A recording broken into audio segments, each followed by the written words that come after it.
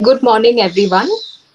The Department of Psychology and Counseling and St. Joseph's Evening College extends a warm welcome to you all to our experiential workshop on guided imagery as an integrative practice.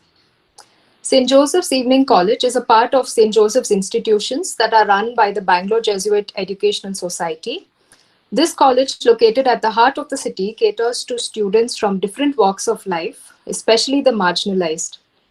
Many students work during the day and attend classes in the evenings, therefore pursuing either their undergraduate or postgraduate degree at an affordable cost while they pursue other work commitments. The Department of Psychology is in existence since 2016, comprising just 3 members, myself, Rekha, Miss Marianne, and we also cater to the counseling needs of the college under the mentorship of Father Brian, who is also the director of our college. This workshop is the second initiative of our department after a recent webinar we had on sleep hygiene. We are very grateful to our college management for their support towards our programs. We are happy to be joined by our students, our colleagues, well-wishers, and participants from our earlier events today. It is an overwhelming response of more than 425 participants from all over the country, including students, research scholars, teachers from different schools, colleges, therapists, counselors, community health workers, psychiatrists, nurses, people from the corporates and NGOs, and many more participants who are practicing or freelancers. We hope that this workshop will have something for each one of you and you can take away some good points from this workshop. We had asked for your expectations about what you wanted from the workshop, and most of you mentioned you wanted to gain some practical knowledge of guided imagery, along with how to use it as a therapeutic tool and practice it in daily life. Keeping this in mind and also the diverse audience that we have today, we have made a comprehensive presentation that has fundamental concepts along with some practical suggestions and a demonstration of how guided imagery can be used as a tool for mind-body wellness. The outline of our workshop will be as follows: integrative practices, guided imagery, creating a guided imagery script, summary and conclusion, followed by questions. Before we begin, I would like to request all of you to keep your audio muted and the videos, please keep them turned off during the session, as we do not want to be disrupted when the speaker is speaking. During the demonstrations, if at all you face any technical errors or you are unable to follow what is being said, do not worry. We will, you can post it in the chat box, and we will also make the recording of this video available later on where you can access it and practice at a time when it is convenient. The session will be available on our channel, which we will tell you at the end of this program. During the session, if you have any questions about the topic or about the content, please type it out only in the chat box, and one of our volunteers will note them down and read it out at the end of the program during the question and answer session. We do not want to enable the unmuting option, and if you all speak out of turn, it may cause confusion as we have a huge turnout. Our volunteers will note them down, and in case we have not answered your question, you can always write back to us and we will get back to you with your queries via the email.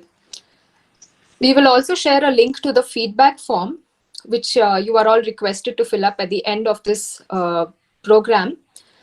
Kindly ensure that you are filling in the right spelling for your name, for your institution, and more importantly, the email address, because we face trouble while sending out the certificates, even if one letter or some link is missing in the email that you have typed it out. So please double check and send it to us with the right information. You will be receiving your certificates within the next 5 to 6 working days.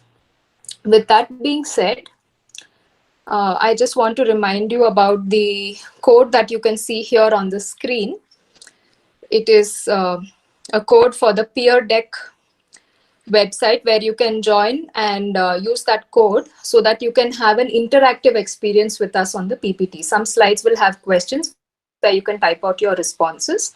And once again, I'm requesting to those who have joined in now, please keep your audio and video muted during the program and type only in the chat box. Thank you. Let's begin with the presentation for today. I will take you through a quick introduction about what are integrative practices before I hand it over to Ms. Marianne. Traditionally, people have defined and understood integrative therapies as alternatives or substitutes to the mainstream form of treatment, namely allopathy. This is based on the biomedical model of conceptualizing health and illness, mainly in terms of explaining it from a physical body perspective, and also medically we treat it using drugs and predominantly pharmacotherapy methods. This is why for the longest time, integrative therapies were known as alternative and complementary therapies or practices, meaning they are a separate alternative altogether, or they are just complementary to the predominant choice of treatment. The shift towards using this term integrative therapy thus denotes a change in the way we understand these practices, as well as it indicates a shift in the way we perceive health itself. Therefore, this initiated a change in conceptualizing the traditional biomedical model of treatment. These therapies are being integrated into the healthcare system in a holistic manner, which means we see health as a state of well-being in the body, mind, and spirit. And there are many factors unique to the individual, to the community in which the individual belongs, and also society at large, which play a role in our health. We call this a paradigm shift towards the psychosocial, biopsychosocial mode of treatment instead of just the biomedical which used to exist earlier. Integrative therapies conceptualize health and illness on the same continuum, believing that absence of illness does not denote health. There is an equal focus on optimizing the healthy states while also dealing with the illness states. Therefore, treatment modalities involve those that increase wellness along with those which will reduce our illness or disease states. If we see health as integrative, then we naturally assume that the treatment of illness should also be integrative. In other words, it must include care for the whole person, including the physical, mental, emotional, spiritual, and social needs of the person. Secondly, the person plays a role, that is, the patient or the client plays an active role, not only in choosing the treatment that they want, but also by being an equal stakeholder and being equally responsible for the entire process of healing. Apart from this, it also denotes that the treatment must be collaborative and involving the use of therapies and approaches which are informed by evidence. And it is a collaborative effort between different healthcare professionals, the client, the community, all together to ensure that the treatment has long-term benefits rather than short-term. Types of integrative therapies. There are various types of integrative therapies based on personal preferences, the nature of the illness, or the benefits and costs of integrating a particular type of therapy into the treatment plan. We just run through some of these very briefly. I'm sure most of us are familiar with some of them. So you can indicate that by dragging the flag and placing them on the ones that you are familiar with.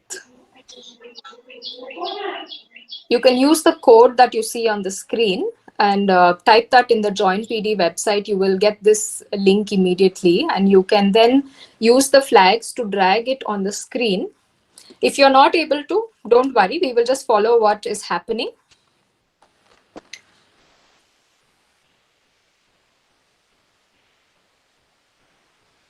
So as you can see,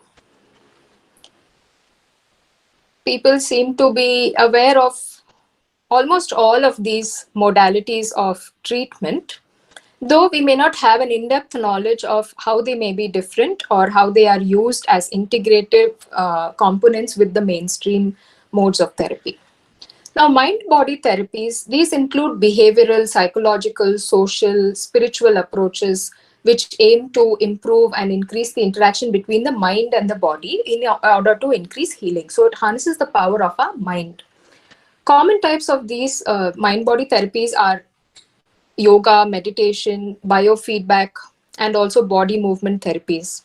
Energy based therapies are electromagnetic, ultrasonic, thermal, or subtle energies with the aim of balancing energy throughout the body, the mind, and the spirit, usually by removing blocks within the energy flow of the different chakras and different energy points in the body. Examples include Reiki, therapeutic touch, acupuncture, magnetic therapy, etc. Manual therapies, these are body based therapies that involve manipulation, touch, movement of the physical body. And it includes therapies such as chiropractic therapy, massages, and occupational therapies. Biological based therapies involve natural, biologically derived treatments involving diet and nutrition mainly. This is something where it's common in Indian homes also. For example, we may drink turmeric milk for a cold or consumption of probiotics for different purposes. And also we have different home remedies for various common ailments. Whole system therapies. These are, as the name suggests, a whole system approach of treatment for a variety of ailments. Some of them are even recognized by the government as systems of medicine. For example, under the Ayush scheme, we have Ayurveda, Yoga, Unani, Siddhi, and homeopathy. These systems have their own underlying philosophy of health and illness and how to treat a variety of ailments. And their philosophy is based on the biopsychosocial model, which is integrative and which looks at all these different components as equal stakeholders in the healing process. And when we talk about these types, it must be mentioned that they are not clear-cut categories. The same therapy may fall under different types of integrative therapies. For example, yoga, it can be considered as a whole system therapy, and it can also be seen as a mind-body therapy. The purpose of what this therapy is used for, what aspect of therapy we are focusing on, will determine what category we can put it into. Evidence-informed practice. This is a small bit of information on what are evidence-informed practices. It's important to remember that integrative practices also tend to be evidence-informed practices, which is usually not seen that way. And the mainstream may reject it for not having sufficient evidence. But in fact, there is a wide body of research and evidence which identifies the potential harm, potential benefit, the costs of a particular therapy, factors that influence the outcome of therapy. And at the same time, there is an acknowledgement of individual differences and the understanding of what works for one person in one context, whereas it may not work for another person in a different context. These are some references in the next slide, which you can see. There are articles related to integration of these therapies into the treatment in a mainstream way. And it includes a wide range of illnesses, right from, say, depression or illnesses of the mind to cancer and other common physical body problems. Now, having had this brief introduction about what are integrative practices, let us now look at what is guided imagery in the context of integrative practices. And I invite Ms. Mary Ann to take over and explain to us about guided imagery. Good morning, everybody. I hope I'm audible to you. Yes. My name is Marianne and I'm from the Department of Psychology. I'll be talking a little bit about guided imagery in particular. So we thought before going into the theoretical aspects, we'll try one out, all right? And before we begin trying one out, I just want to also mention that in case you get distracted, don't worry. Allow the thought to pass and then return to the imagery. And even if you get distracted by your surroundings, don't worry. Just close your eyes again. When you are ready, take a few deep breaths and feel relaxed and join into the imagery again. Also, if at any point you feel uncomfortable, please feel free to stop. It's not compulsory to go through the whole experience. Open your eyes and take a few deep breaths until you feel relaxed. So with that being said, let's take a comfortable position.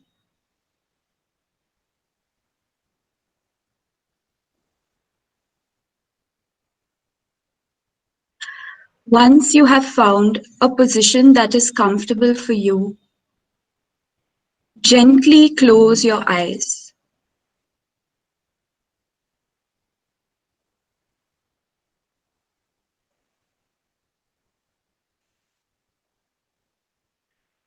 Relax and take a slow, deep breath. Inhale.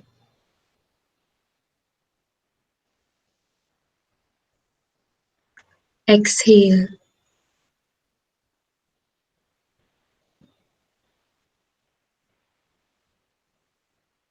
Remember that you are in a safe place.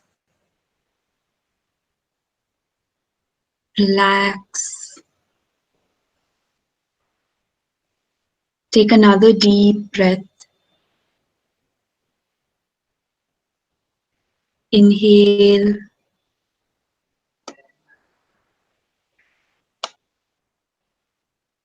Exhale.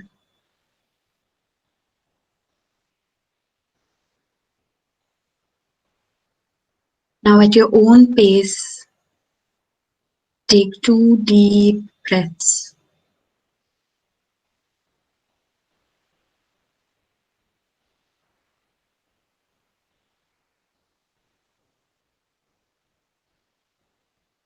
Feel the air filling your lungs, going into your stomach.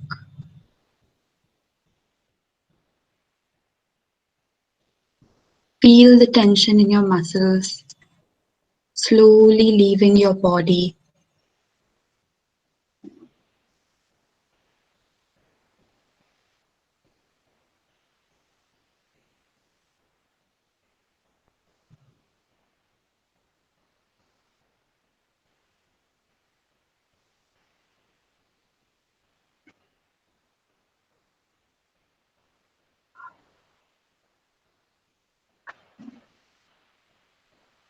Now imagine that you are in a place where you feel the most safe and the most happy.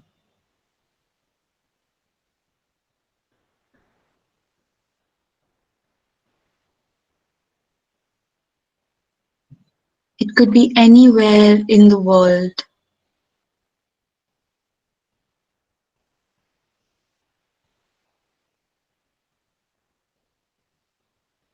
Any place where you feel the most safe and the most happy.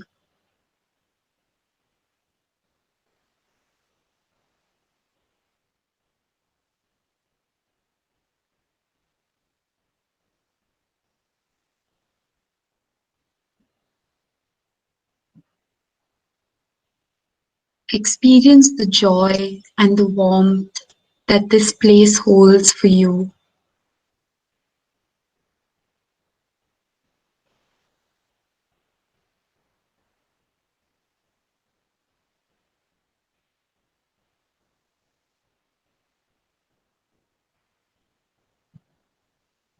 Hold this joy and warmth inside you.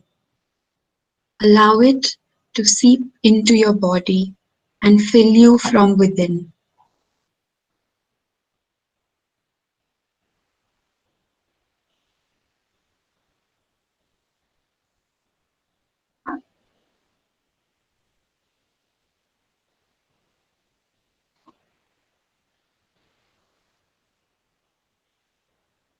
Look around you and take in all the sights of this beautiful place.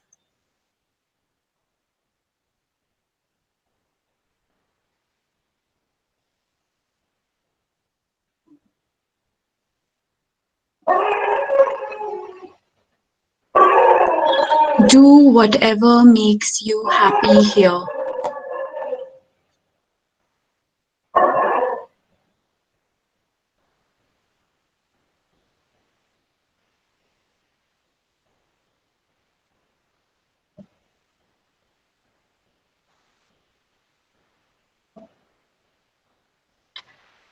Now imagine that you have your favorite food in front of you.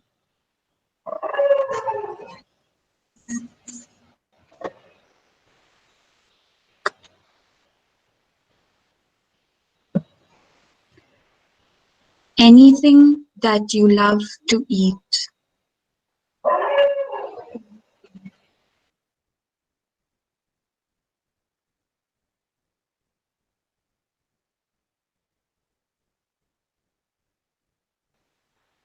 Absorb the colors of the food. Appreciate how it is presented to you.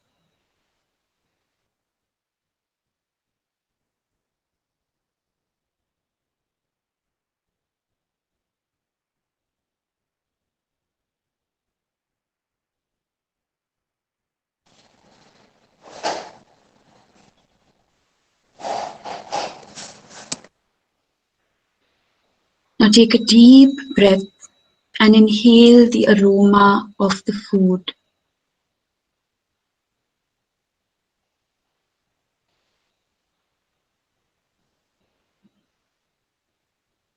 Allow it to fill your senses.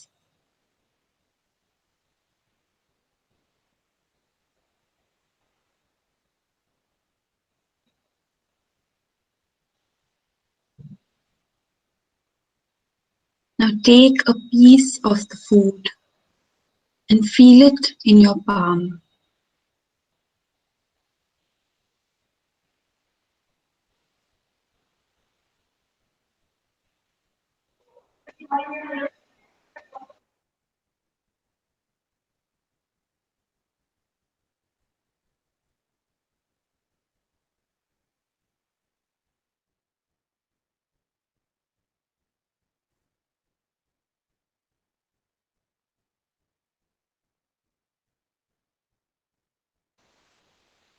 Now take a big bite.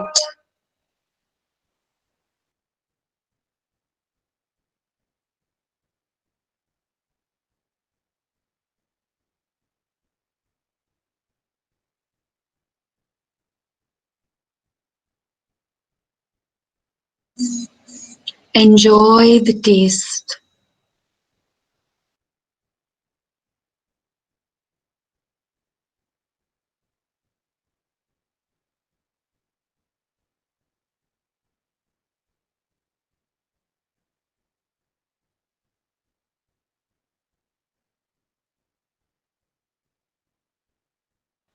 Feel the taste filling your mouth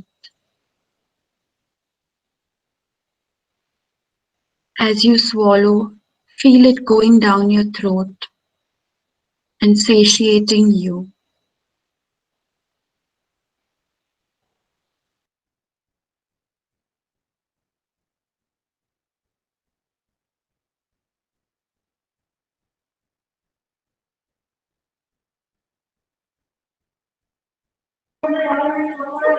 When you are ready, take another bite.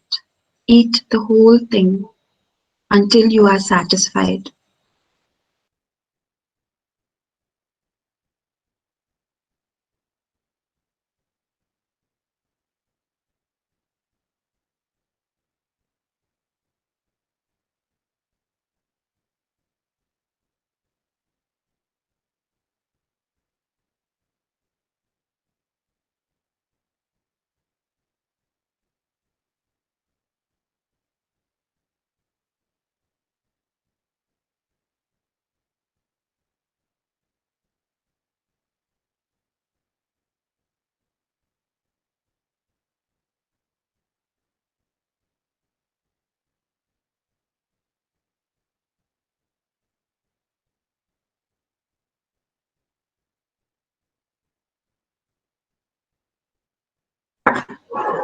Now get ready to leave this place. For a moment, spend some time there, looking around and absorbing all the warmth that you can see and feel.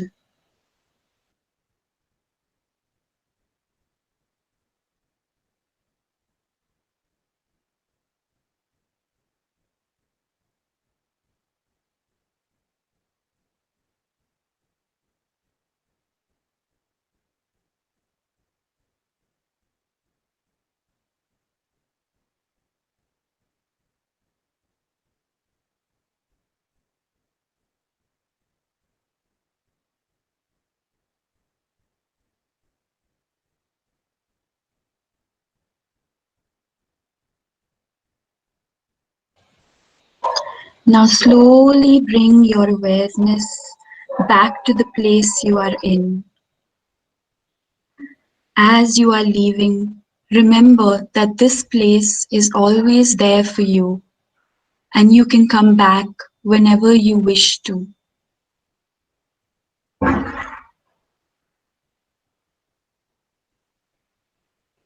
Bring your awareness to the place you are in. Notice the sounds around you.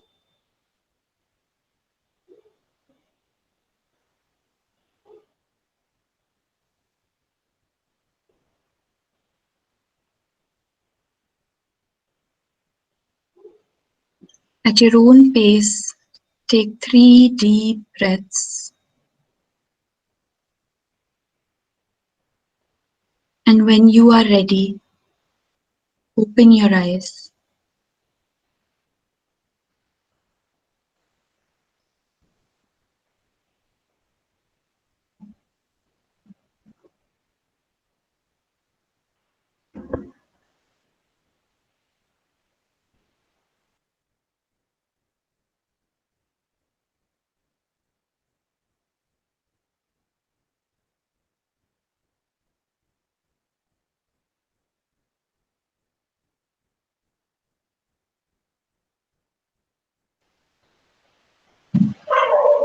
Okay, so that was just a short, I think it was about 10 minutes, a very short guided imagery experience.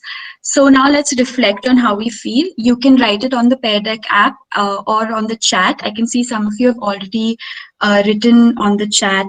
I feel fine, it really works. I feel very light. I could see I was stressed, enthusiastic, composed, free.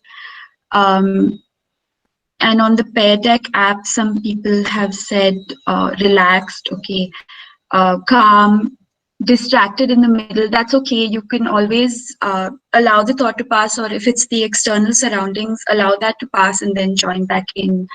Lighted, happy, a wonderful experience, relaxed and present in the moment, very relaxed. Okay, so it was really very okay. So I think in general, people have had a positive experience. Some people have said that they found it a little hard to understand the instructions, and that's fine. When we come to how to write a guided imagery script, we'll see that it's important to make it personal to you. And somebody said something like their arm is aching or something. That's also fine.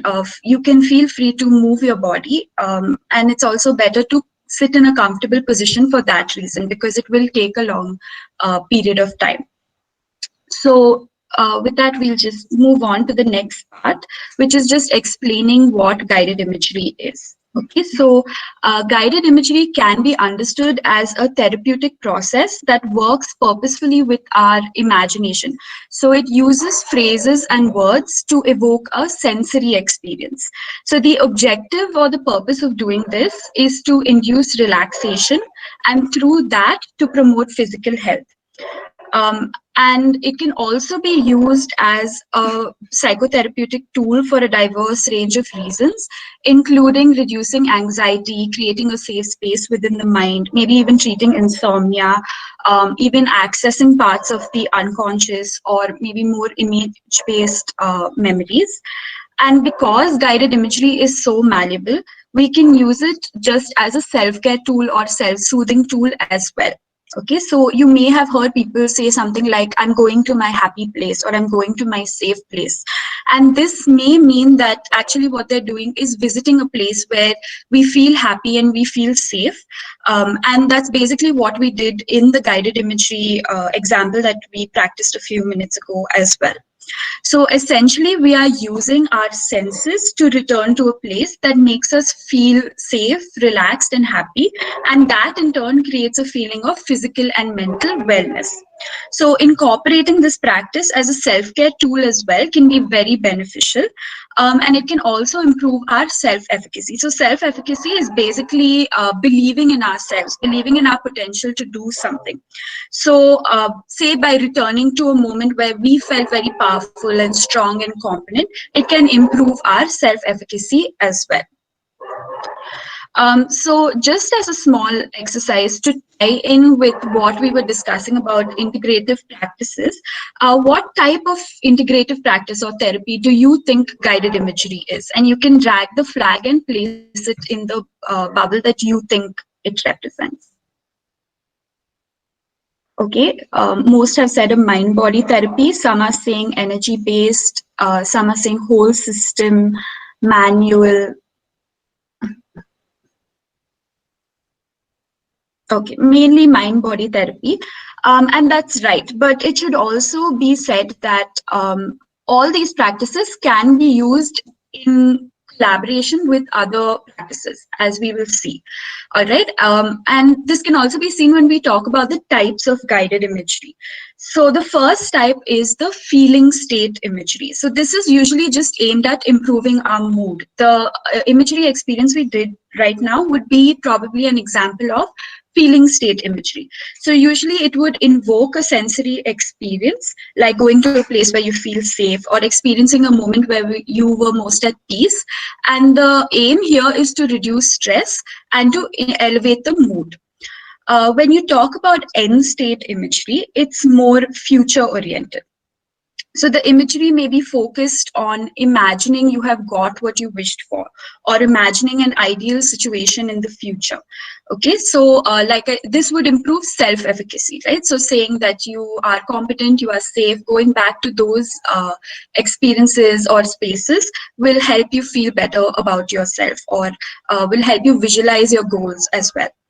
Then when we talk about energetic imagery, here the focus is on removing blocks in the flow of energy. So like somebody said, guided imagery is an energy-based practice. It could be in this context, right?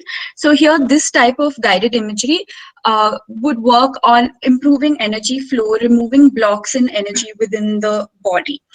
Then when we move to cellular imagery, the aim here is to imagine healing at a cellular level. So this would involve some technical knowledge of the body and perhaps anatomy and the function of cells.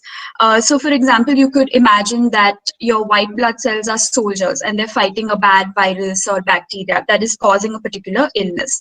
And when I say it, it may sound silly, but there are studies that have shown that it actually does improve immune system response when fighting an illness or infection. When we talk about physiological imagery, it's very similar to cellular imagery, but the focus would be on a larger part of the body. So for example, imagining the blood flowing through a swollen muscle or a place where there's a blood clot. And this might be used in pain treatment as well.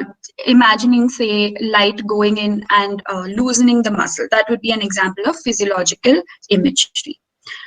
The next is spiritual imagery, and the goal here is to be at peace or to experience tranquility by feeling one of the various parts of the self and trying to connect it with other parts of the self, others, or even the universe or the divine. So a lot of mindfulness-based and religious meditation would be examples of this. So for example, in our college, we talk about the Ignatian practice of contemplation. So this is an example of spiritual imagery where the participant is invited to pray actively by visiting a spiritual scene and using all the senses to experience that scene as if they are there. And it's believed that through this sensory experience, they will derive some personal meaning from that scene. And this can be seen in other religions or other spiritual practices as well. The final one is metaphorical imagery. So here we are using images as symbols for a type of treatment or a way to envision illness. So it can be used along with cellular or physiological imagery as well.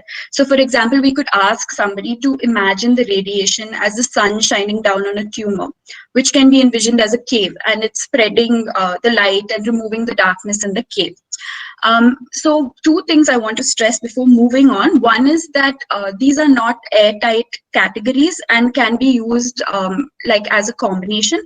The other thing is that this is an integrative practice. Okay, so it must be used with other systems, and it could include allopathic treatment as well, as would be the case with cancer, etc.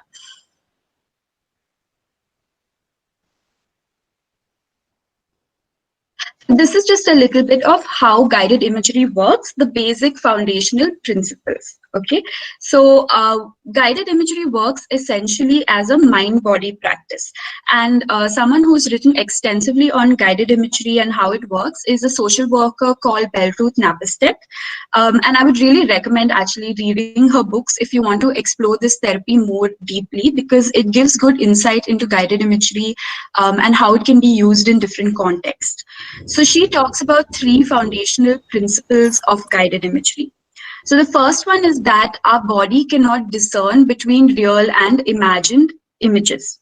So our body responds to visual stimulation even if the image is not based in reality. So for example, in the imagery experience we did, just thinking about your favorite food, imagining it in front of you, that might have been enough to make your mouth water. So it doesn't have to actually be in front of you for your mouth to secrete excess saliva, which in this case would be the physiological response. Similarly, if we look at the fear response, if I say, imagine a snake crawling over you, hissing in your ear, most of us would immediately start shuddering or trembling. Some of us may naturally freeze. And these are all physiological responses to an image that is imagined. Even from a clinical perspective, right? This is essentially one of the symptoms of phobias as well. So our body responds positively and negatively to images, whether they are real or not. And in fact, PET scans show that the same parts of the brain light up when an image is imagined as when the event is actually happening. Now, moving to the second principle, it states that in a state of relaxed focus, we become more sensitive to imagery, which makes us more capable of healing, growth, learning, and change. So when we are stressed and worried, we are in a fight or flight mode. Our fear response is generally what is active physiologically. And that makes it really hard for us to concentrate on the words or phrases that are a part of the guided imagery experience. So it may also prevent us from having an opening and allowing attitude, which we'll discuss later as a prerequisite for guided imagery. So in relation to the physiological aspect, it becomes hard to allow yourself to experience the various aspects of a guided imagery when, say, our heart rate is up or we are experiencing pressured breathing and other responses of stress. So this is why almost every guided imagery script begins with a relaxation exercise, and that can sometimes be, say, progressive muscle relaxation or just deep breathing, but the initial state would be to induce relaxation so that the sensory experience becomes more immersive and healing will be more profound. The third principle is that we can deliberately apply and control our imagination. And this basically refers to the fact that guided imagery scripts are suggestive but not directive. So in the script you experience, for example, there was no suggestion of where you should go or what food you should be eating, what you should be doing. These details were all filled in by you and your imagination. So you created these images while you were in a relaxed state. And in that sense, you are controlling and applying your imagination to create experiences that work best for you based on the prompts of the script. It's also important to remember that, like other integrative therapies, guided imagery also is an evidence-informed practice, all right? And these are just a few of the articles that we found helpful when talking about that. Yeah, so there are even a few studies that are randomized controlled trials to test the efficacy, barriers, and treatment outcomes of using guided imagery as an intervention. And once again, from the literature, you can see that it can be used for a range of purposes, from relaxation to sleep to anxiety to pain reduction. And in that sense, it can be integrated into almost any treatment plan. When we look at the advantages, we thought we would just explain those before going into how to create a script. One of the advantages is that it can be tailored to your needs, the needs of the participant, right? So it means that it would take into account what you need, what your preferences are, why you want to create this particular guided imagery experience. Is it to just be relaxed? Is it to make yourself feel competent? Is it to help you along with some treatment to fight some illness? So it's very malleable in that sense, right? And it also makes the participant very active in their treatment process. And the second thing is it's very inexpensive as a it's basically, it costs nothing to integrate this into an intervention, right? And it in that way is very cost effective for participants as well. The third one is that it's easy to use. There's no need for any extensive training. Anyone, a student, a teacher, a therapist, anybody can use it. You can use it for self-growth. You can use it as a therapeutic tool. You can use it for physical wellness. And what it needs more than anything is practice, not really extensive training as such. And because it doesn't need extensive training, it can be taught and administered by the practitioner or the patient or the caregiver, or it can be self-administered as well. And so the treatment will not be halted if the settings change. Like say you are moving from place to place, the guided imagery can continue to occur because you can do it for yourself as well. So this means that you can use it in various contexts. The fifth one is that it can be used across ages, but I will say that it is easier for children to use guided imagery because they have not yet been acculturated to purely verbal thought. But that being said, anybody can use guided imagery. There are also studies that show that it's used for Parkinson's and Alzheimer's as well to help them cope. And really, like a muscle or a skill, the more you use your imagination, the more you'll be able to control and apply it in different contexts, irrespective of age. Guided imagery is also cross-cultural, although I would say it is also dependent on how open-ended you want to keep your script. But in general, especially since we tailor it to the needs and preferences of the participant, it can be effective across cultures. Even if the content of the script needs to be adjusted to take into account socio-cultural nuances, that can be done as well. So now we've understood what guided imagery is, and we've understood its foundational principles.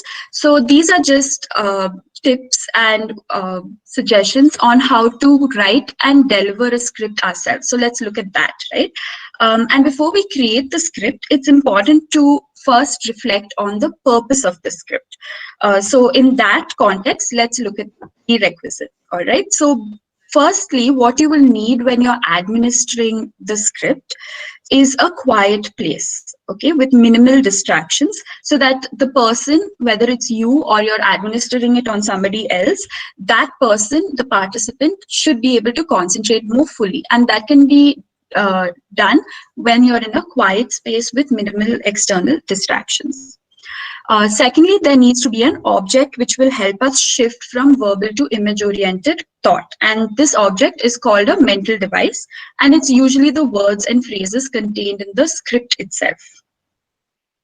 Thirdly, the participant needs to have an open, allowing attitude, like I had mentioned before. And what this means is that we must allow ourselves to be immersed in the sensory experience. This helps us concentrate more fully on their words. It also helps create a more rich sensory experience. And it also helps us be patient with ourselves. It helps us remain in a relaxed state, even if our mind wanders. So rather than trying to control our thoughts, because we have this open and allowing attitude, we allow them to flow in and out of our mind without judgment. So this again helps us maintain focus, remain relaxed, which is very important as we learned in the foundational principles, and return to the imagery experience whenever we feel calmer or whenever we are able to focus once again. This will help us heal more fully through guided imagery. And finally, because the guided imagery can last anywhere from say 5 minutes to 20 minutes, it's very, very essential that we are in a comfortable position. So this could be lying down or in a seated position, depending on where we are and what position we are likely to remain relaxed and undisturbed in. Moving to the script.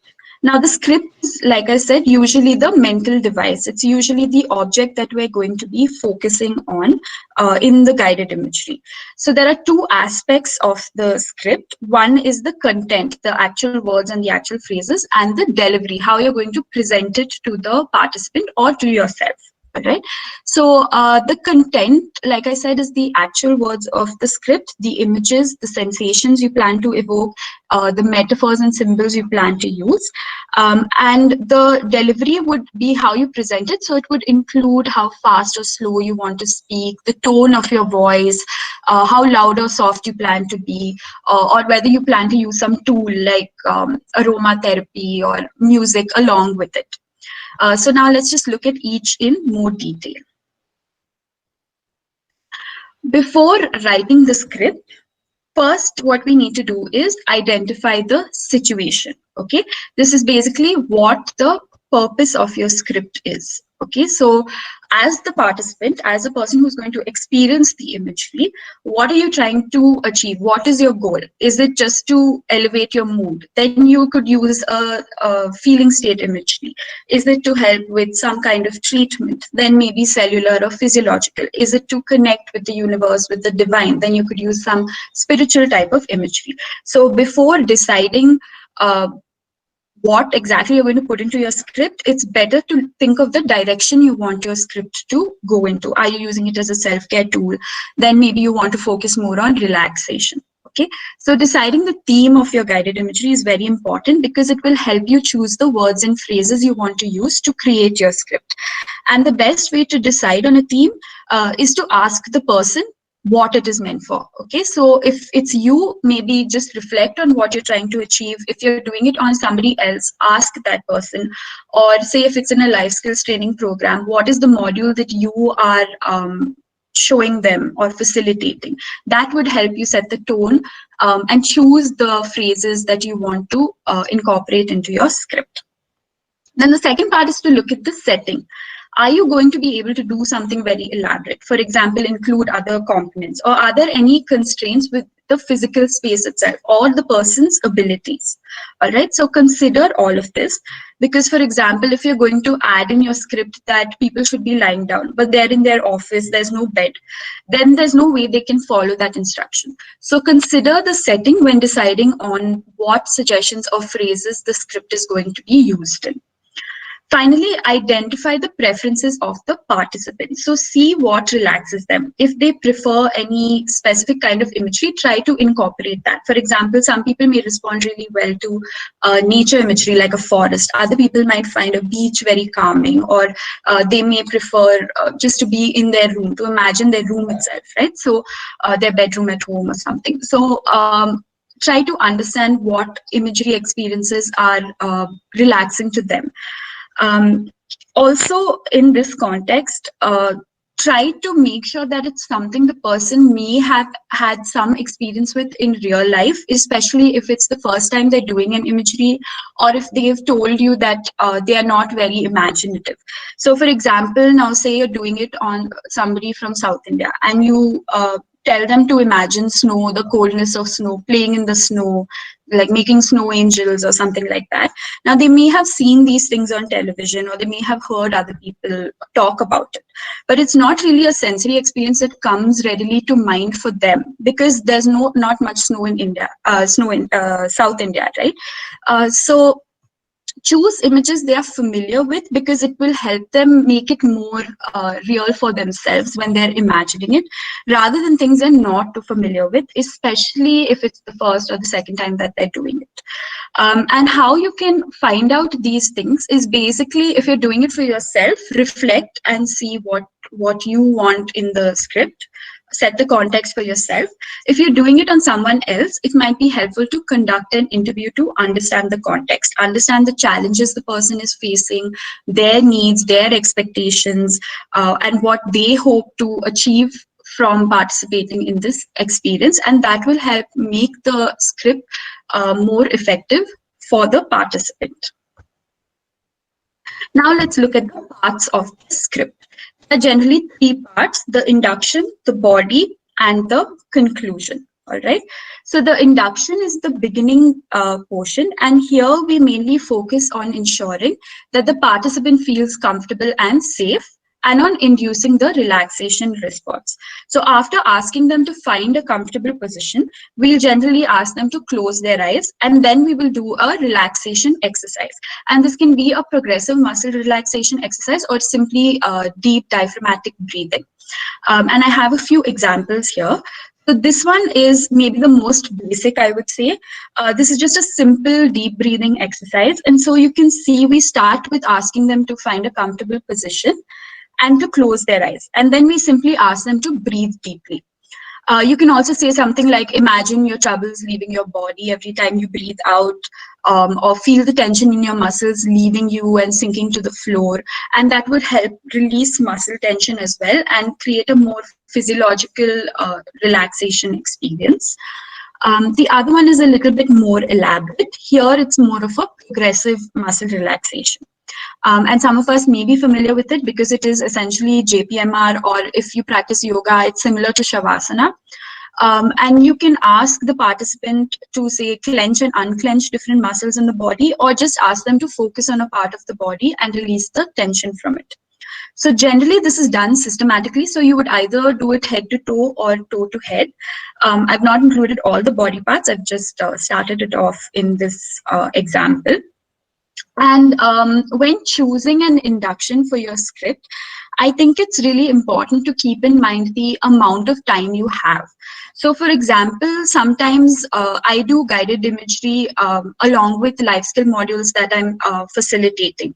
And say if there's 20 minutes left, I may use the second one because it's going to take about 5 to 10 minutes. It's going to take a longer time. But if I have, say, 10 minutes total, I might choose the first one. Okay, so that's probably why we did the first one here as well, because the session is not that long that we can take half an hour just for a guided imagery example, right? Because we also want to share practical tips as well. So also, I think when choosing an induction, the purpose of the guided imagery should also be thought about. So if the purpose is relaxation, then I would say focusing on this part is very important, and spending a little extra time inducing the relaxation response would be quite beneficial. But say if it's an end state imagery or physiological imagery, then it's important to give time to, say, focus on the affirmations or healing energies that would come in the body of the script. Now, the body of the script is basically whatever you want the person to imagine. It is the guided imagery experience itself, and it can be determined by whatever purpose you have set, whatever context you have set before beginning the writing of the script or thinking or conceptualizing about the script. And here I've just given a few examples once again. This is basically for stress, right? And it can also be used for anxiety reduction. Here it would be a feeling state imagery, and the focus would be to reduce stress and improve mood. Also, when you're thinking about the body of the script, try and use phrases and words that would evoke all the senses so that it becomes more immersive. This is an example of a body that you could use for sleep. So as you can see, here we are focusing on making the person feel safe, making the person feel warm, because sometimes people experiencing insomnia feel very stressed or feel very lonely, or if it's a child, they may be experiencing nightmares, they may be sleeping on their own in their own bedroom for the first time. So it may be helpful for them to imagine a comforting and protective presence beside them. So here we have used the general term guardian. But if during the interview, when you're identifying the preferences of the client, they mention, say, a family member or a loved one, or even a TV character that makes them feel warm and safe, then you can incorporate that into the script, and it would make it more personal for them when they're experiencing it. This is self-efficacy, a body for self-efficacy. This one is more about, like I said, building your belief in yourself or believing in your potential. So you can pair this with an end state imagery. So you can ask them to imagine that all their dreams are coming true, or that they have got the job they're stressing about, or they have the marks they want, whatever it is that they desire. And here the focus is to make the person feel competent, make the person feel powerful and invincible. So you could also include affirmations for them to say, like we've included things here like, I'm in control of my life. I am capable of great things. And you can also say it to them while they are in this relaxed state, while they are experiencing the light enter them. Like, for example, you are good, you are a good student, or you are capable of great things, you are strong and powerful. So you can also say it to them. And then this is a body for pain. So this is an example of physiological imagery, and it can be used for pain reduction. So it also uses aspects of energy-based imagery. So here we are again using the symbol of light, which is similar to what we was talking about when we were talking about self-efficacy. But here the context is that the light is a healing energy. Okay, so here we are asking the person to absorb this healing light and feel it reduce the pain and discomfort. You can also create guided imagery for a specific instance or for a specific experience that a person is having. Since many of the participants are students, we thought we'd share one for exam anxiety as well. Now, here the example is basically to reduce fear that you're going to forget everything in the exam. So you could ask them for, this is just an example, you can come up with whatever you like. So here we've asked them to imagine their head as a computer, and they've saved all the information in a folder that's easily accessible. They've uploaded it on the cloud. They have it on an external hard drive. So they have copies of it. So if one is not there, you can always access it through some other way. All right. And you can tell them to do this just before the exam as well, or just after they read the question paper if they feel they're blanking out. So like go into your mind and click on the file and see that all the information you need is right there. And even if it's not on the desktop, you just need to download it again, or you just need to connect the hard drive. It's there somewhere in your mind. Just give yourself space and breathe. And you can also include affirmations in there, like I'm a good student, I will do well in my exams, I will remember everything I studied, just as a sort of thing to build their self-efficacy, their belief that they will do well. Now moving to the conclusion of the script. Okay. So here the conclusion would be working mainly to bring the person back to the space they are occupying in reality presently.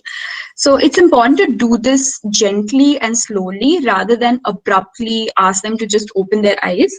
And these are just a few simple ways to guide clients back to the space that they are in. It may also be helpful to reassure the person that they can come back to this experience whenever they need it, because sometimes when you say, okay, we're getting ready to come back, that may trigger the stress response again, because immediately whatever is stressing them out or whatever they feel they can't do or whatever illness they are experiencing, all of that may come flooding back, and they might be thinking like, okay, now I'm going back to how it was.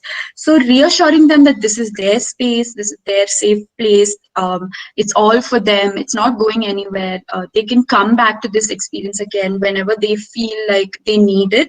All of this helps make the imagery more effective, and it benefits them more long term.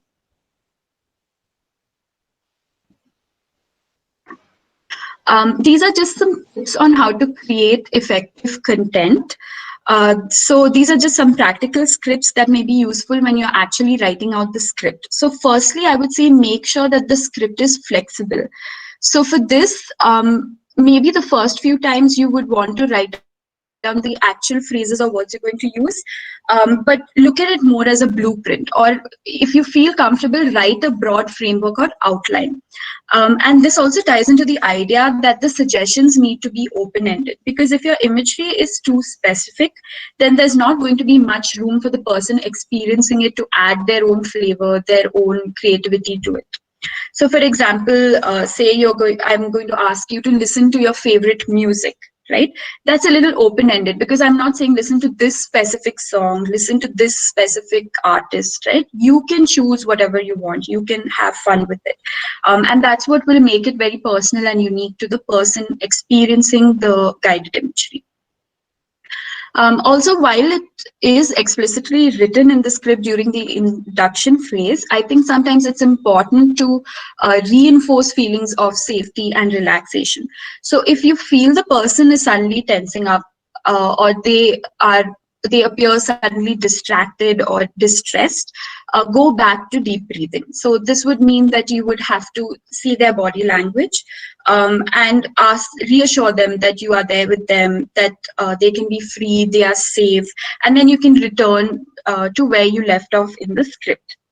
And this basically means that you're being responsive to the participant, their posture, their body language. And if you're doing this asynchronously, like how we did it, like you're recording it or you're not able to see the participant, um, then being responsive would also involve being a little intuitive, like trying to experience it as the participant. How long would it take for you to go through this particular um, phase, to fully immerse yourself in it?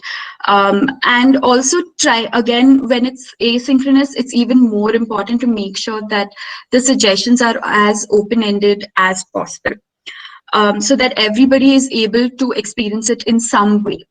And finally, a good guided imagery script should try and evoke all the senses. So involve everything: touch, smell, taste, sight, and auditory aspects of an experience. So this makes it more immersive and more realistic to the participant. You can also use specific imagery, but make sure that the image is familiar, or the object is familiar to the participant, so that it can be imagined really. And this guided imagery that we're just about to do, it kind of evokes all the senses as well. So we thought it would be a good example. Once again, if you feel distracted, please don't panic or feel like you're failing in some way. It's perfectly fine. Just take a few deep breaths and come back in. And if you feel uncomfortable, stop. All right. So let's just do another small guided imagery. So let's get into a comfortable position.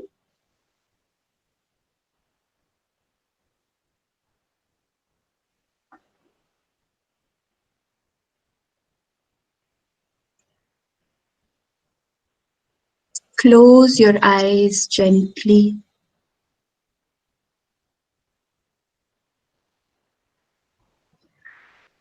Feel yourself relaxing.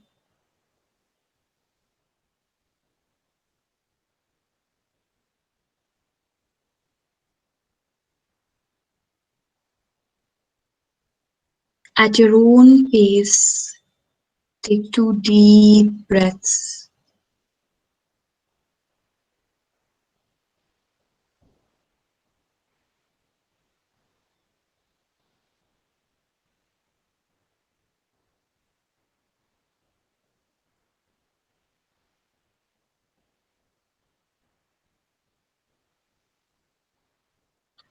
With each breath, feel the tension leave your body.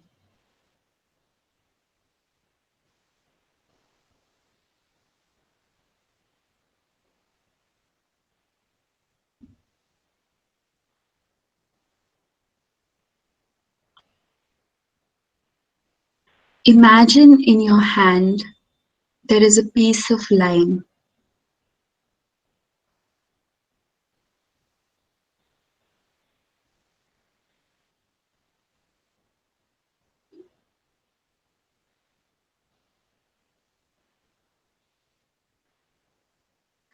Feel the skin between your fingers.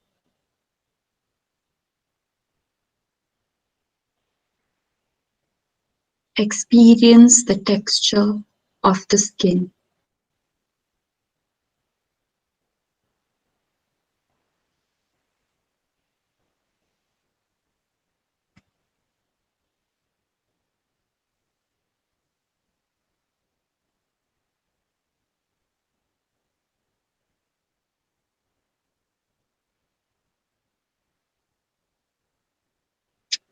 Lift the lime to your face and look at its vibrant color.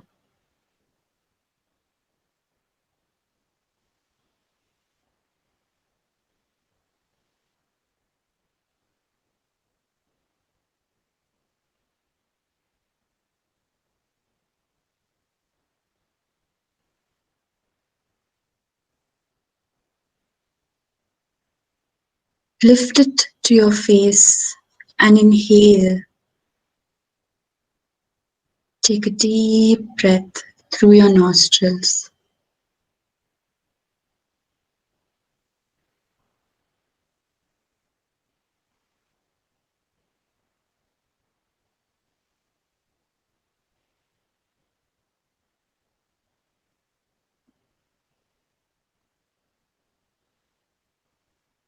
Allow the fragrance of the lime to fill your nostrils.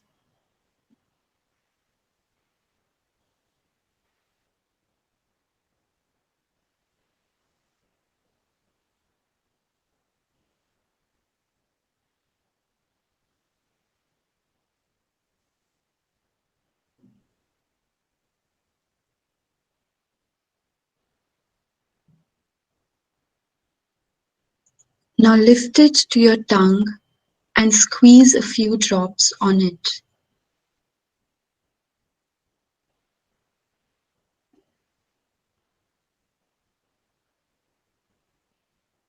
Hear the squelching noise as you squeeze the lime.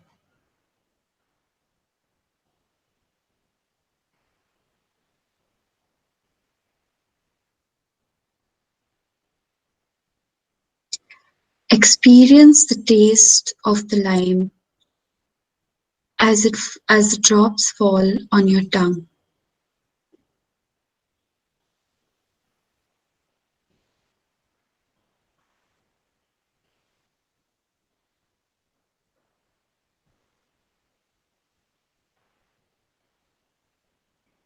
Experience the taste filling your whole mouth.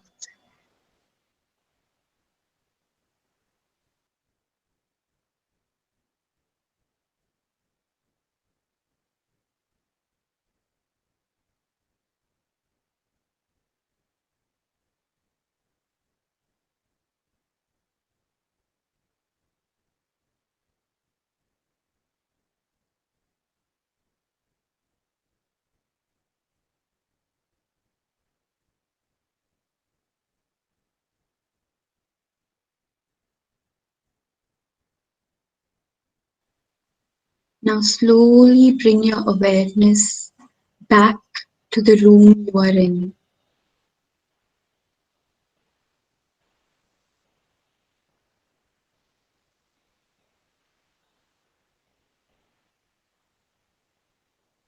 At your own pace, take 2 deep breaths.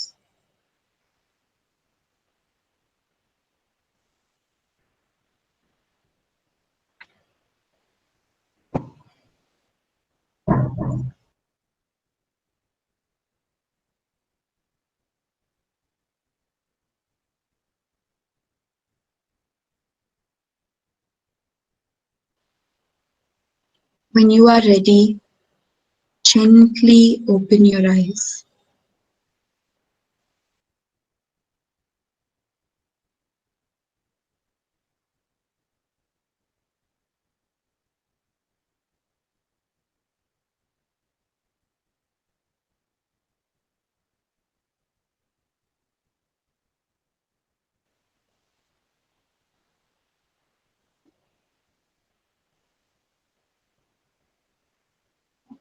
All right, so we can all open our eyes at our own pace. In the meantime, let's look and reflect on how we feel. Again, you can share it on the chat or on the Pear Deck app.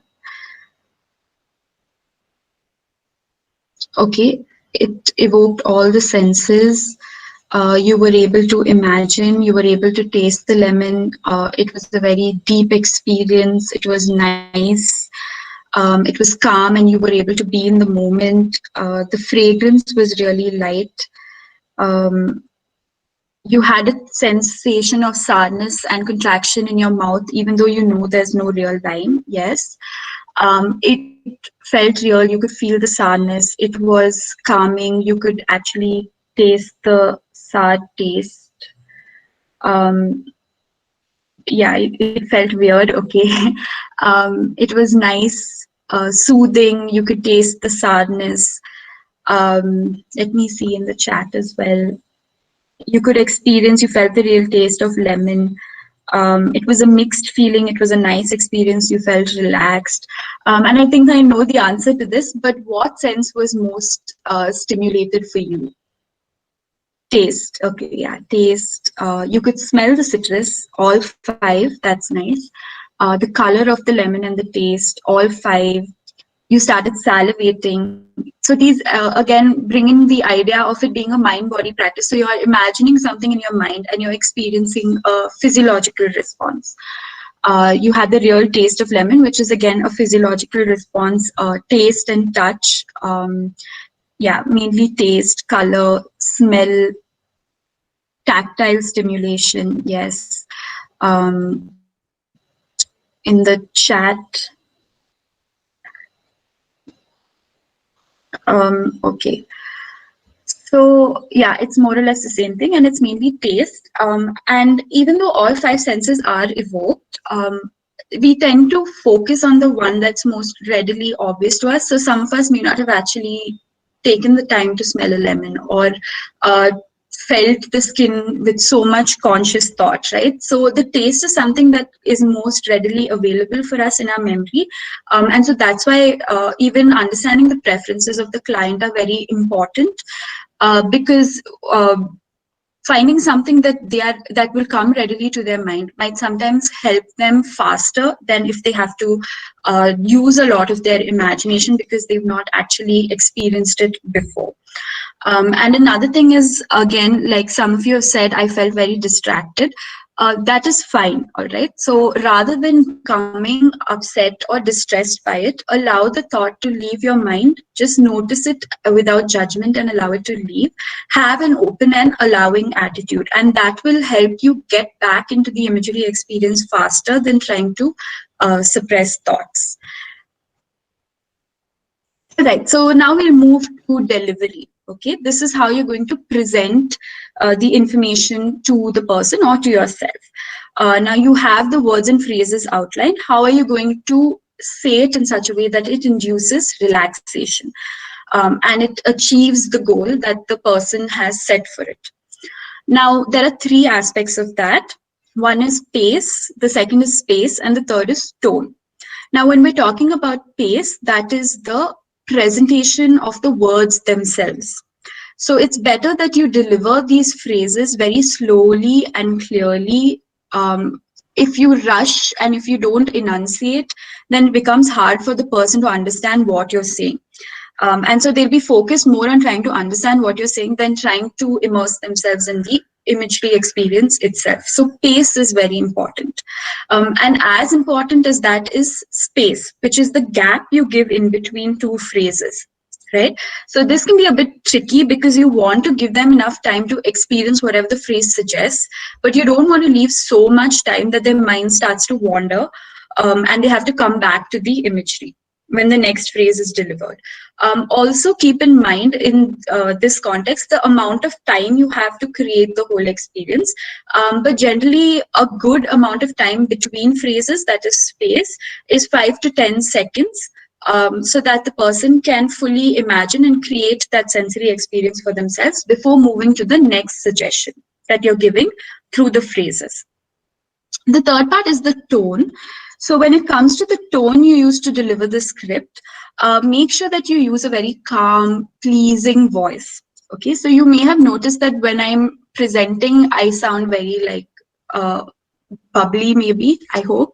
But when I'm delivering a script, the tone of my voice changes. And it's also because you have to reduce the emotional inflections you use when delivering a phrase. Okay, so for example, if I was doing a guided imagery, I would say something like, imagine there is a snake, right? So I'm not giving you anything to go off of in terms of my emotion. But if I were to say, oh my God, look, there's a snake. So you're getting afraid based on my emotional tone rather than the words I'm actually saying. So you're having a physiological response based on the tone and not on the phrase. And you want the person, whether it's you or somebody else, to focus on the phrases and to create an experience without any direction from your emotional tone.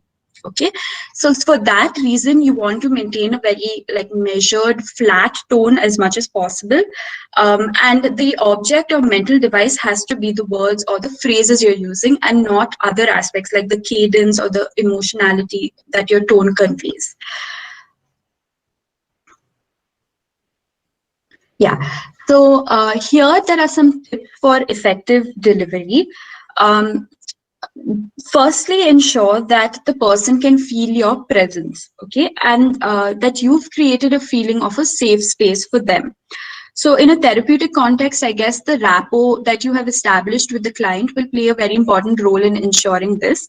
But in less clinical context, just reassuring the person, sounding calm, conveying your presence through the sound of your voice, even if you can't be seen.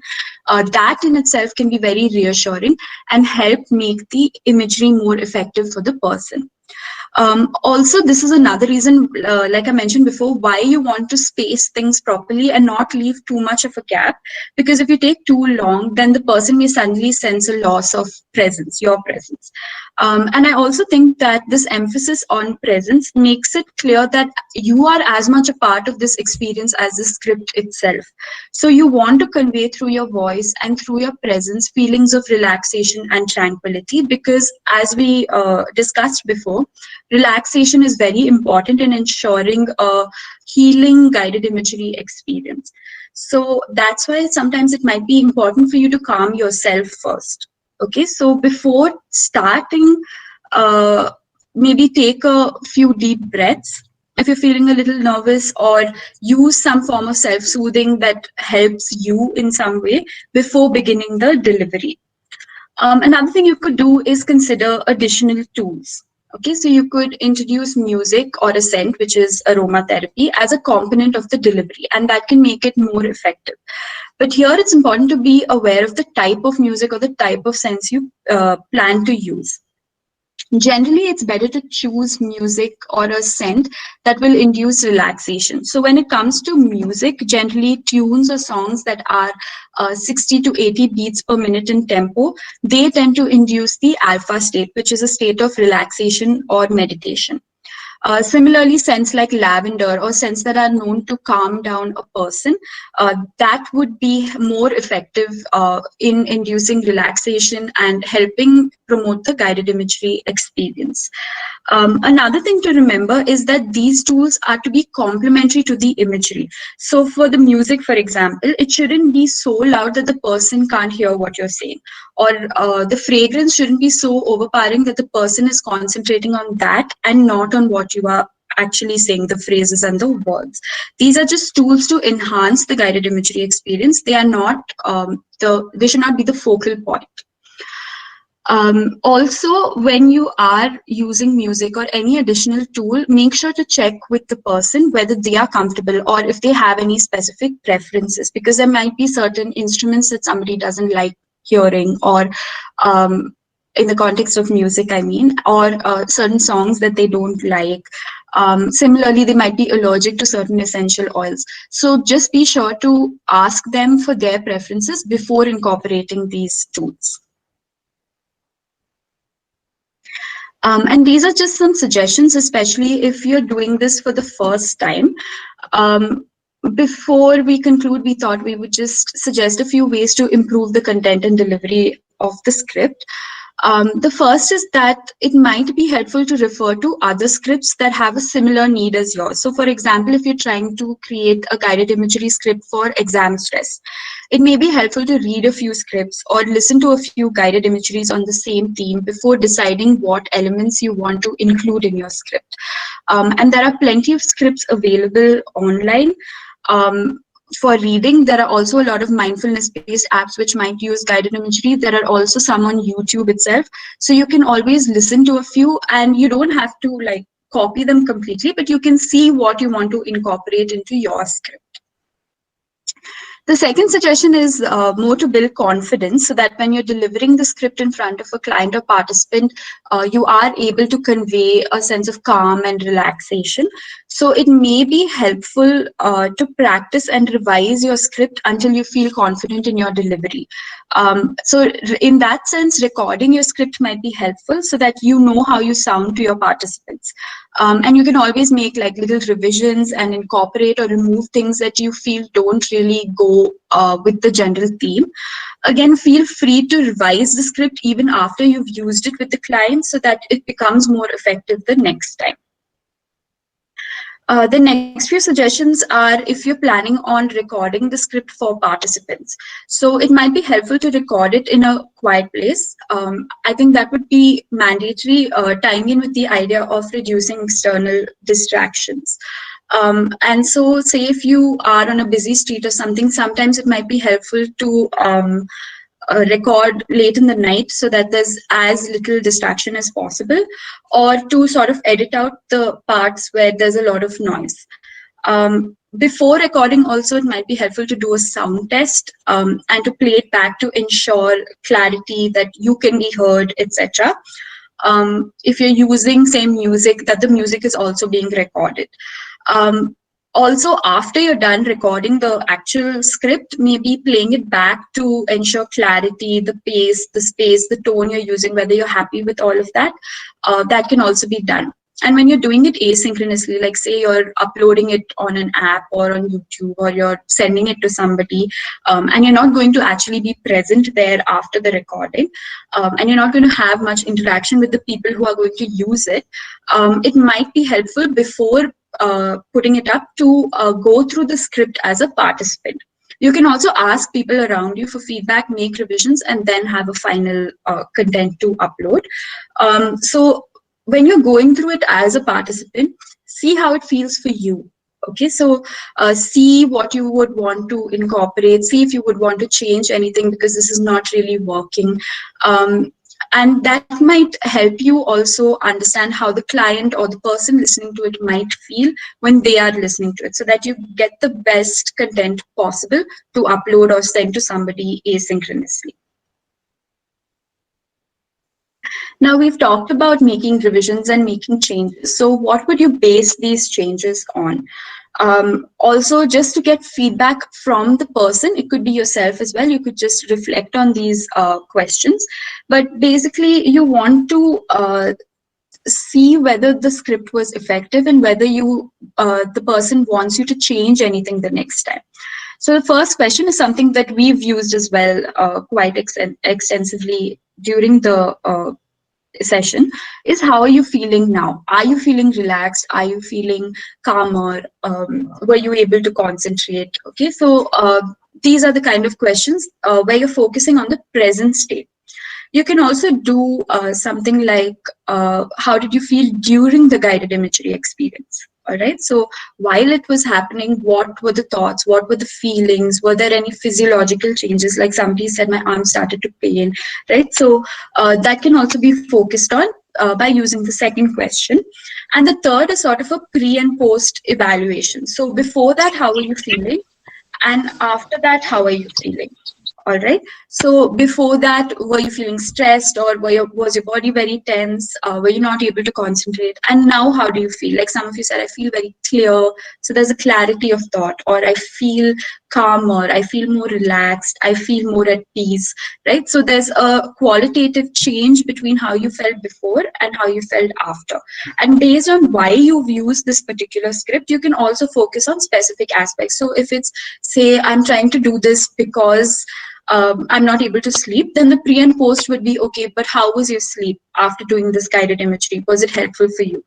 And if you want to quantify this improvement, or you want to quantify this change, you can ask them to rate it on a scale of 1 to 10. And this is a subjective scale. So 1 would be the worst you've ever felt, and 10 would be the best you've ever felt. So within that range, how would you place yourself? All right. So yeah, that's about it. I hope that this was an enriching experience for you. These are just some takeaways. So it just summarizes the entire session. So integrative practices involve care for the whole person using collaborative approaches to treatment and the active participation of the client or patient. Guided imagery is a mind-body therapy that uses phrases and words to create a sensory experience. And the types of guided imagery include feeling state, end state, energetic, spiritual, cellular, physiological, and metaphorical imagery. Then choosing a type of guided imagery is dependent on the needs and preferences of the participant and the setting in which it will be conducted. Guided imagery scripts must begin with a relaxation exercise and end with a way of bringing the person back from the experience in a gentle way. The presence, space, and vocal quality of delivery play a very important role in determining the effectiveness of the guided imagery. And effective scripts are suggestive, evoke all the senses, and take into account the personal preferences of the person experiencing it. So that's about it. I hope it was enriching. The floor is now open for questions, and I request Mr. Noel to post questions if he's here.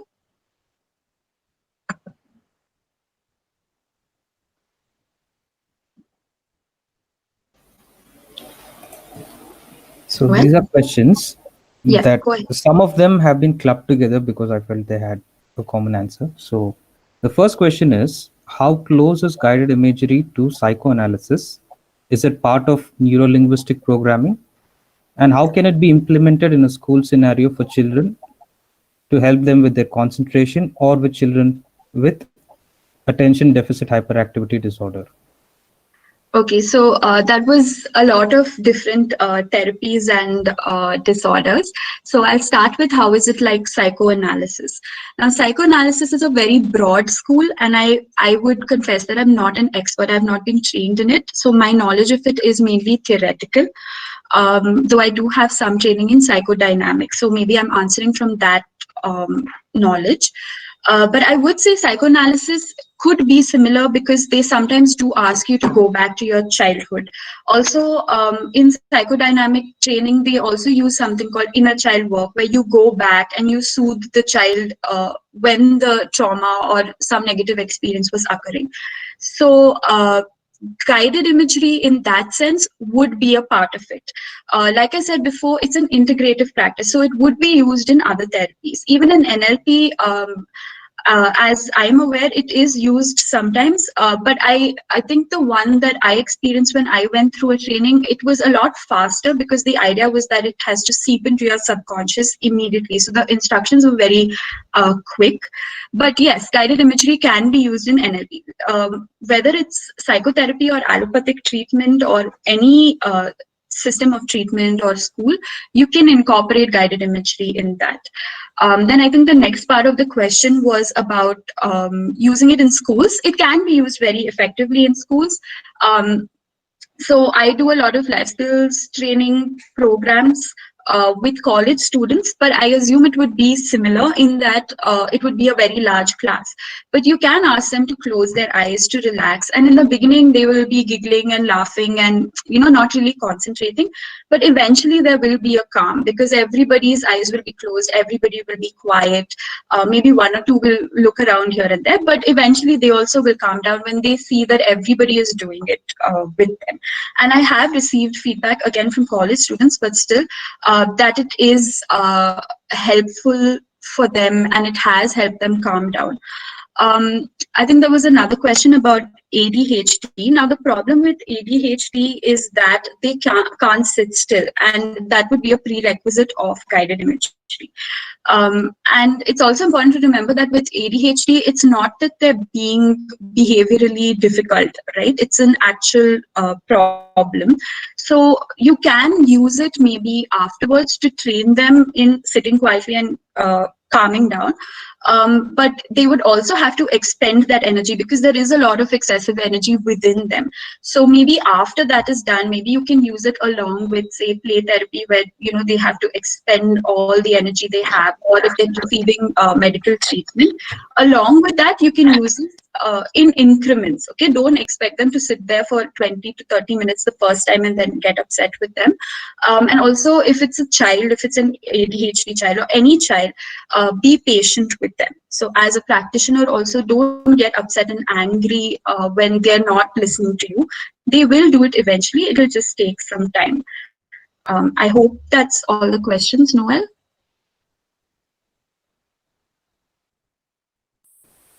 There is another question. So for guided imagery to work, should an individual be high on suggestibility? How can this be used for weight loss in motivating a client who does not see it as a problem? Okay, so again, there are two parts to that. So the first part is about suggestibility. I would say it's easier if somebody is highly suggestible. But again, like I said, it's about practice. Okay, so maybe the first time you don't get it, the second time you will. Okay, so just keep at it. That would be one thing. The other thing is, like I already mentioned, you need an open and allowing attitude. You need to have the attitude that, yes, this is something that I want to do. So you need to be open to the practice of guided imagery. If you're going to go into it with a mindset of, it's not going to work, I'm not going to be able to think about it, it's going to be doubly hard to concentrate, to remove all distractions around you. And the second question was about weight loss.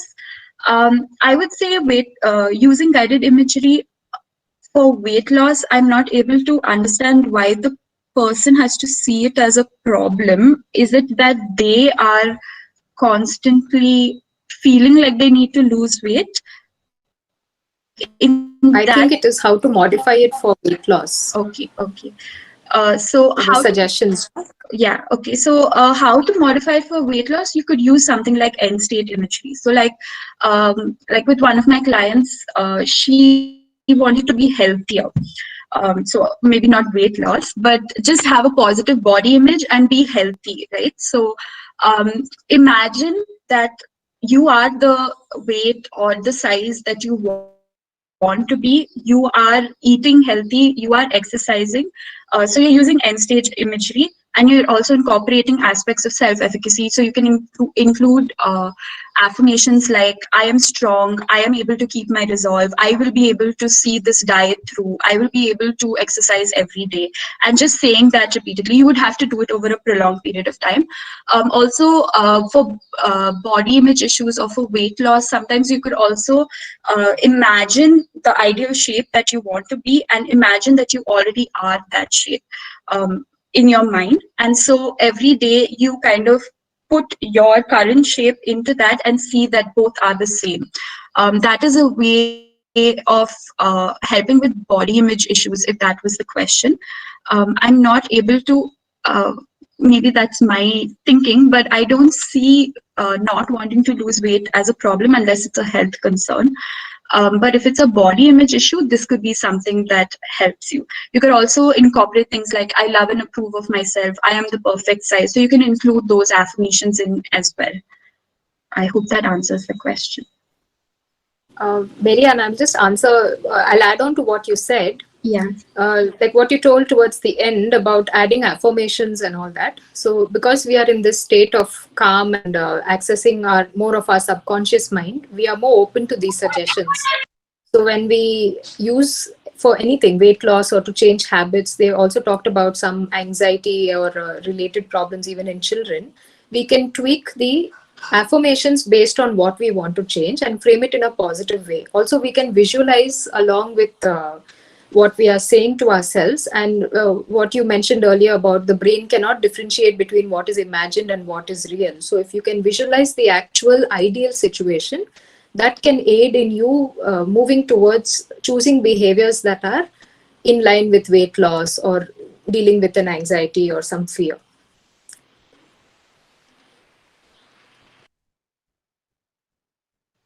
Yeah, thank you, ma'am. Noel, are there any other questions? There is this one. A lot of problems or disorders arise only when people start imagining or fantasizing. So how can GI help in that? I'm not sure what uh, disorders you're referring to. If you're referring to psychosis, it would be contraindicated in that, and I would suggest medical and other psychotherapeutic tools if that's what you're referring to. I don't see fantasy as a problem per se. Also, when you're getting into a guided imagery experience, you are aware that you are imagining. Whereas in psychosis, you feel like it is real, it's actually happening to you, and you're not able to make the distinction. So, reality testing is a problem for people with psychosis. So, they would not be able to distinguish between, okay, this is an imaginary experience that I'm having, right? So, in that sense, I don't see guided imagery as contraindicated, but I wouldn't say that you would use it for individuals. I saw a question here, suffering from schizophrenia without giving them other treatments, like say medication or psychotherapeutic treatment. I would not use it and say that it will completely solve all the challenges that they are facing. Okay, I'm going to interrupt here for a moment. There are many questions even on the YouTube on how to adapt it for children, students, because there are a lot of people here from schools, also students who are using it. So if you want to share some tips on how we can adapt it for younger children and also school-related problems. Yeah, so we gave one which was about exams or studies. Another tip I would give is try not to use a lot of big words that the child may not be familiar with when you're creating a script for children. Try to keep it as basic as possible. Also, for children, it might be easier for them to imagine. So they may not need that many prompts, but you can still make it immersive. With school problems, that's a very broad area, so I don't know how to give you specific tips. But in general, when I do guided imagery for children, like I said, be patient with them. So initially, they will be a little skeptical, they will all be giggling and basically playing around, but that's okay. Eventually, they will all reach a relaxed state. They will all keep quiet. When you ask them to breathe deeply, maybe one of them will make a funny noise or something, but that's fine. Don't react to it. Continue to keep a calm and relaxed presence, and eventually they will emulate that. That would be one tip. The other tip would be make sure that you use very simple language. Don't make it extremely elaborate or extremely hard for somebody to understand. That maybe an adult wouldn't find hard, but a child with limited linguistic knowledge may not be able to. Allow them to move around as well, in the not like move around the classroom or move around the space, but if they're not sitting still, etc. Basically, it's more about you. Don't get upset, don't get distressed. It's just them shifting and being more comfortable for themselves. That would be my main tips. Yeah, and adding on, I think if I may say something more here, in the classroom, if they want to do something with the students, then it's important to keep a smaller group. Not in a very big class, it may be difficult to monitor. And if you want to use these practices just to bring students into the framework of learning, or when you've taught them something, and if you're trying to help them not be scared of examinations and prepare them for assignments or tasks that you want them to concentrate on, then just having these general instructions on them feeling calm and visualizing themselves doing well also will reduce some of the fear and make the children more familiar with the setting. So though they've imagined it, they at least know what they might feel like when they get into that particular situation. And likewise with those, some of the parents who have joined us here today, you can think about how your child responds to different things, as Marianne was explaining earlier.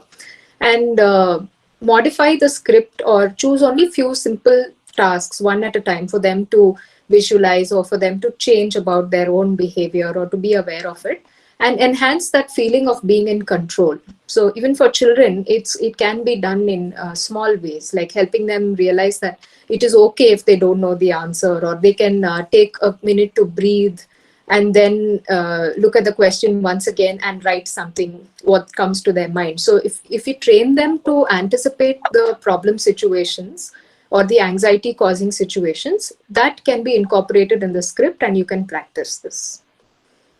Yeah, and tying in with that, I just remembered a lot of studies also show that you can use it to bring, like Rekha was saying, bring the students into a mindset of learning. So it might be helpful also to do it just before class begins. Okay, not like a very elaborate thing, because I know classes would be like about 40 to 45 minutes, but maybe just 5 minutes of close your eyes, envision yourself learning, envision all the information going into your mind. That in itself can help them calm down, first of all, become more mindful that the class is about to start, and remove like whatever they were doing, the energy that was derived from that, from talking to their friends, etc. It calms them down and prepares them for the class to start. And similarly, at the end of the class, you can do something like imagine all the things that you've gone throughout the class, like listen, see if you can hear my voice back.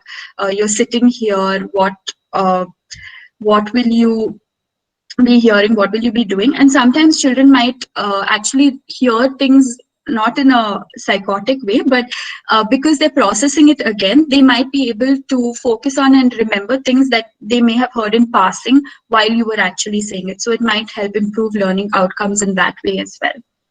As a follow-up to this, somebody is asking how long-lasting will the effect of this be? I think it would be the more amount of practice and familiarity, we would be able to integrate that. And even in at the brain level, there are new neuronal networks which are formed. That's just like how we form new habits. You will be able to sustain the new learned behaviors or calm state of reacting to things the more you practice it. So the effect will last long depending on how much of effort and practice you put into it. Noel, the next question, please.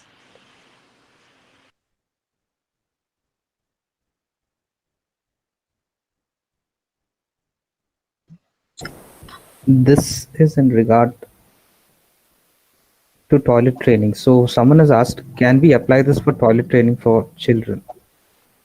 You can, but again, like you would have to make a script specific to toilet training and specific to the needs of that particular child. But you can use it. Yes, it is quite malleable, but again, use it with other, what should I say, with other training methods, not just imagine that you are there and then expect them to do it.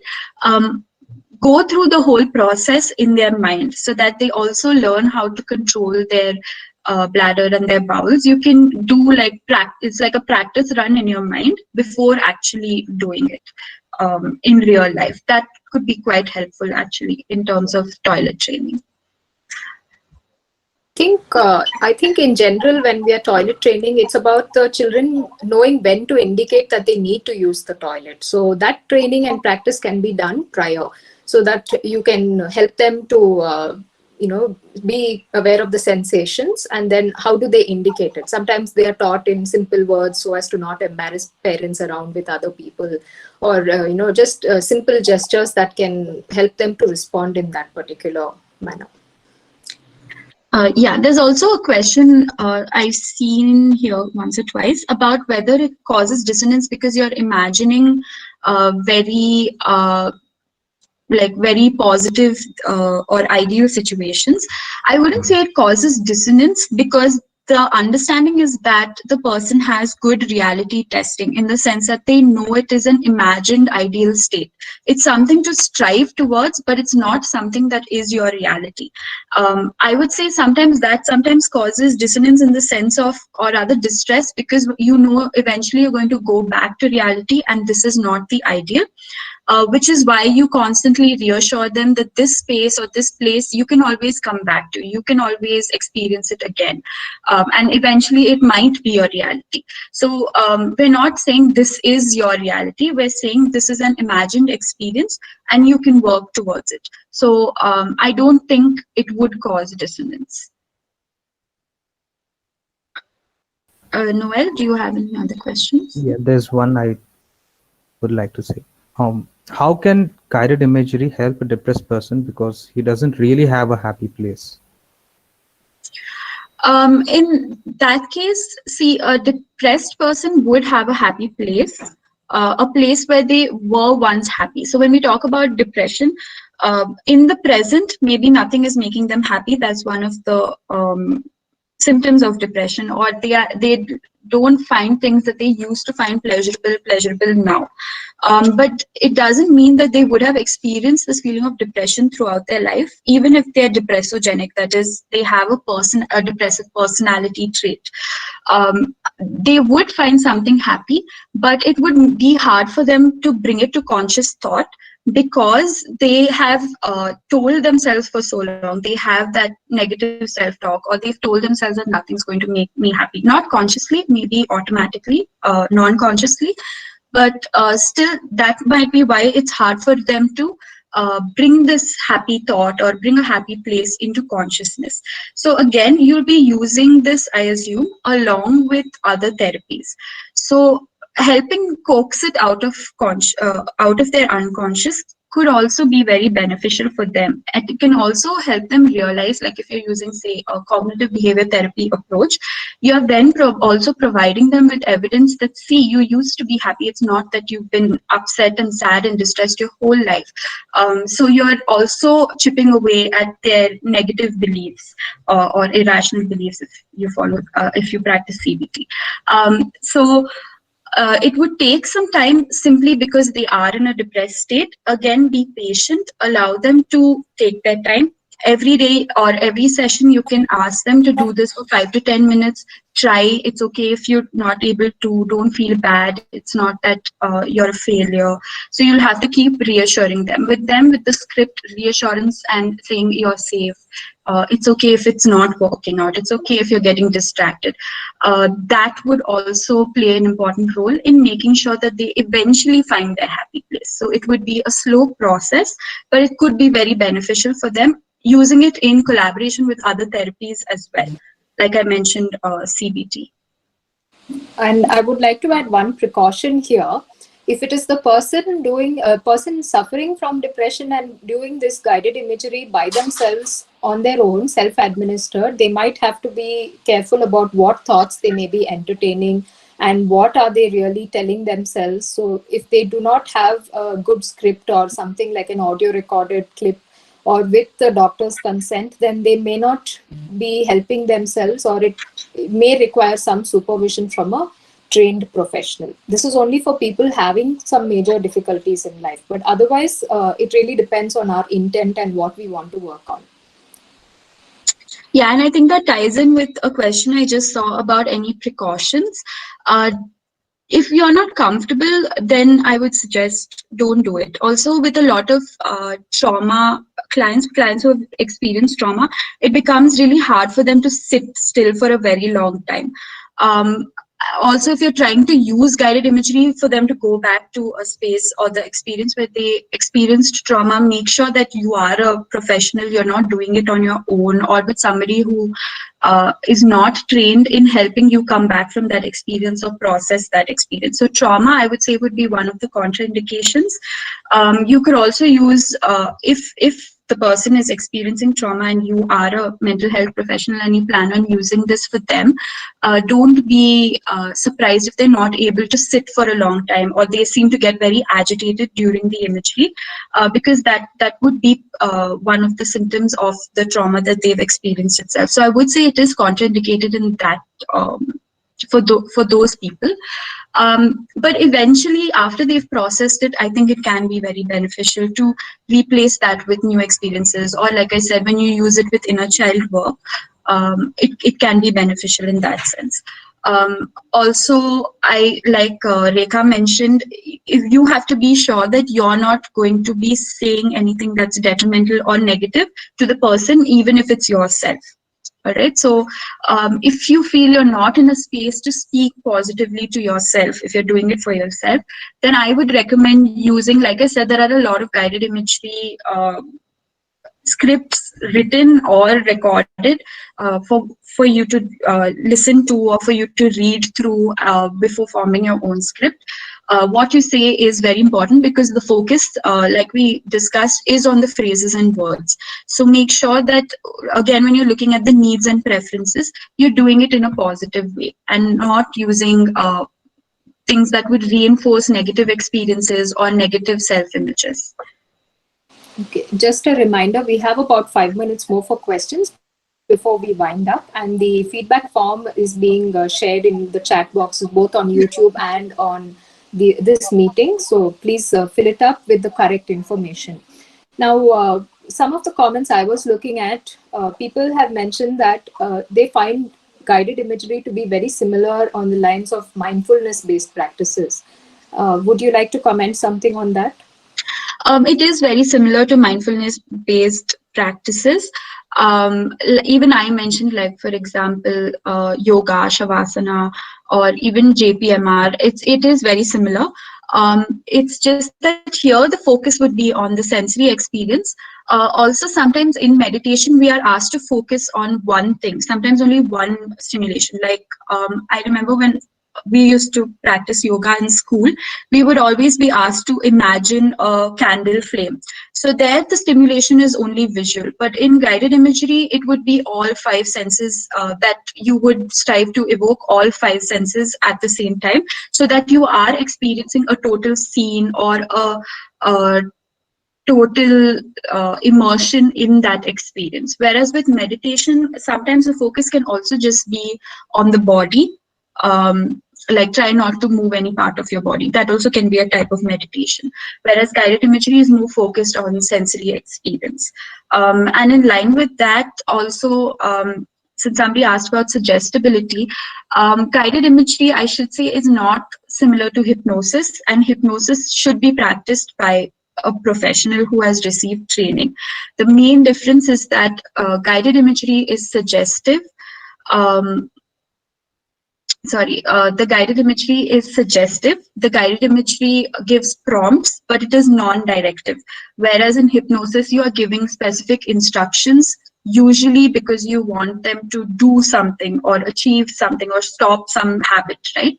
So guided imagery in that sense is very different from hypnosis as well. But it is similar in many ways to meditative practices, especially if you look at spiritual imagery.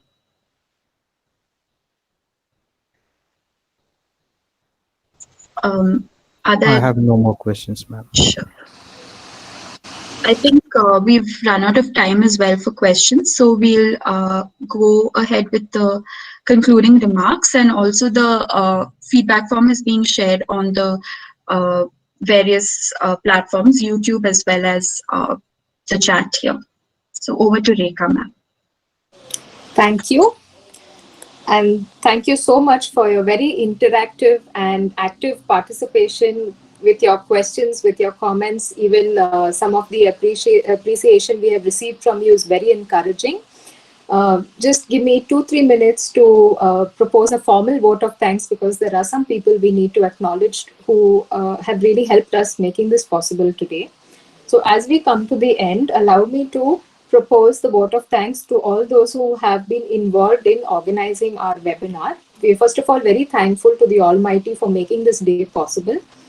I must acknowledge the support from our, and also very strong encouragement from our college management at St. Joseph's Evening College, especially our director, Father Brian Pereira SJ, who is also here with us today in this meeting. Father, thank you so much for taking time out listening to us, giving your feedback and comments, and also helping us during the planning and execution of this webinar, including the content and also in terms of delivery.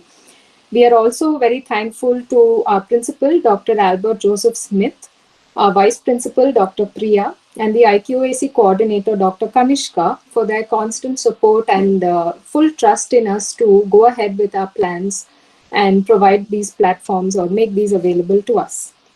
I must also acknowledge the contribution of my colleague, Ms. Marianne, who is very efficient in her work, and I believe we make a very good team. So a lot of the work in our department is shared with her, and of course with Father's guidance and inputs time to time. I also want to thank our student volunteers